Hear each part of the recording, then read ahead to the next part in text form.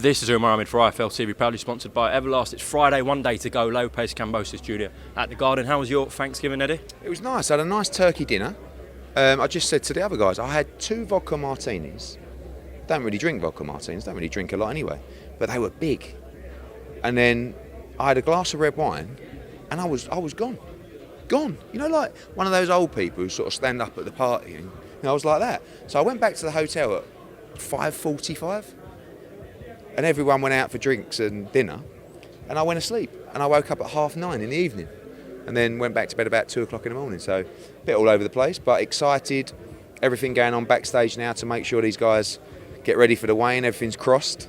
We're not there yet for Teofimo against Cambosis, but hopefully they weigh in and we get ready for a huge show tomorrow night. Aren't you knackered then? I am knackered, yeah. I'm always knackered, mate. But you've got to sleep. You see, with this kind of job, you've got to sleep when you can. Now that can be this afternoon. I might nip back for an hour later on. You just got to get the sleep when you can. You're a long time dead. I had a lot of comments about our last interview. You were wearing that coat. I actually quite rated it, but people saying you're moving like Don King. Yeah, it's not a good thing. The coat is Reese. Yeah, it's an 8 out of 10 rascal, but I think it is pimp, isn't it? But when you're in New York and you're rocking around at Madison Square Garden, what's wrong with being an hour late as well? Exactly. What's wrong with being a little bit of a pimp? So yeah, those who liked it. It is old though. It's about 4 or 5 years old, that jacket. Right, Eddie. In terms of Teofimo Lopez, I know he's not your fighter, but can you make any comment on reports that he's got an injury going into tomorrow night? No, I mean I just got asked that again. I mean, it's not something he's looked to hide, is it? On every media workout, every bit of filming, he's had his shoulder strapped, not strapped, but just that bit of tape, you know. To be honest, Umar, like, I don't know. Every fighter will come in and say to you, "Oh, camp's gone unbelievable." Like, I've rarely been involved in a camp where someone's not had a niggle, and the fact that he's not looking to protect this niggle and hide it makes me realise that actually there's nothing really majorly wrong with him, and I don't believe there is. I've watched him spar, I've seen him hit pads. Looks like an absolute machine. But again, all these little things. It's great for Cambosis because as the underdog, you need little bits of fuel or you know, little bits of confidence to fuel off. You know, one might be, I saw George on the head-to-head when Teofimo looked away. You done it again. You looked away. It's just little chinks of confidence, if you like, that is going to help him. Again, if you're looking at Teofimo, you know he's struggling at weight. So again, he's struggled at weight. His arm's strapped. You know, these are all the little things that are going to give you that fire and hope going into a fight. And he's going to need it because he's up against it. And he's going to have to box a perfect fight to beat Teofimo Lopez. But I'll tell you what, he's game. He's game as a beagle. And I think it's going to be a great fight. Didn't talk about the undercard the other day, so I bumped into Jorge Capatero, who's doing the cuts for Fazili. He says it's a tremendous fight. I know you rate Fazili as well, and there's a UK interest with that, with Barrett and obviously who else we got in that mix? Cordina. Yeah, I mean, so Fazili Agao is a really good fight and a really important fight for the division. We have both guys now with options on those guys, and that was why we're doing the fight, to make sure that we get a shot for Zelfa Barrett and we get a shot for Joe Cordina. Zelfa Barrett has a really tough IBF eliminator against Torimo on the December 18th card. Cordina is going to be boxing on the 11th in Liverpool, and one of those guys is going to fight the winner of this fight. So it's a really important fight for us. It's a really good fight. Fazili's good, very slick, you know, punches very hard. You saw him stop Martin Ward in a good fight. I rate him, but Agao is super tough as well. But it's good for us to get a piece of that 130-pound division because you've got Shakur Stevenson, Oscar Valdez, you know, some great champions there. And it's difficult to get a shot of those champions for our guys without infiltrating the division. And that's what we've done with this fight. Ray Ford's mentioned a couple of UK guys. Ray Ford's a good fighter. I mean, I rate Ray Ford very highly. He's got a good fight on Saturday night. He says he wants to fight Kiko, he wants to fight Galahad, he wants to fight all these guys now. Jordan Gill, I tell you, give Ray 2 or 3 more fights.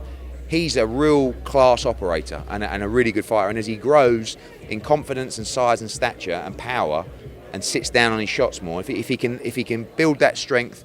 You saw Shakur Stevenson. He looked like he wasn't much of a puncher when he started out, from that transition from amateur to pro. Now he's saying he's a devastating puncher, but he's punching much harder. He's stopping people, and that's what you're going to see from Ray Ford as well. This kid can really fight. Eddie, obviously there's a lot of shows on tonight. You got one in Mexico on DAZN. Do you know the others?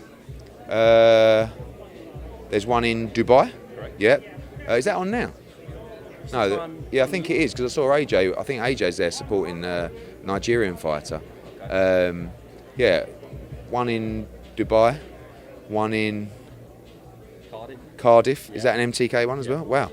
So you're streaming all of these, are you? Wow. Good. Not the Mexico one, you got that one. Okay, yeah, but that's a bit later, isn't it? I think the time zone. So we got the World Championship fight in Puerto Vallarta tonight with Canelo and Eddie Reynoso. Fierro, one of our big Mexican prospects as well. Valenzuela, Gomez Duran, good card there. And it's a really good time for boxing, Umar. Really good time, because there's so many people trying to put on shows, so many people spending money in the sport, so many broadcasters, whether it's streaming, whether it's across YouTube, whether it's your linear broadcasters or subscription broadcasters. Boxing is in a great place, a really good place, and it's brilliant for the fighters. I keep saying now, when we talk to young fighters and Olympians and stuff like that, what a time for you guys, because some of the deals floating around are ridiculous. And good luck to the fighters. Do you know what I mean? It's a tough sport. When you can get it, if it makes sense and it's the right thing for your career, get it. Eddie, what did you make of the press conference with Jake Paul, John Fury, Tom Fury, Tyson Fury and Frank Warren? Look, it's difficult for me to sound like a hater if I thought it was disgusting, to be honest with you. I mean, you got the younger generation watching that. I mean, even... I actually, for one time, felt a little bit for Frank Warren, because I've been there on a much less cringe stage with KSI and Logan Paul. Frank was embarrassed. I mean, the language is terrible. Listen, I like beef. I love it. Today, hopefully, we get these two coming together. It's a world championship fight. But for me, it's a bad look.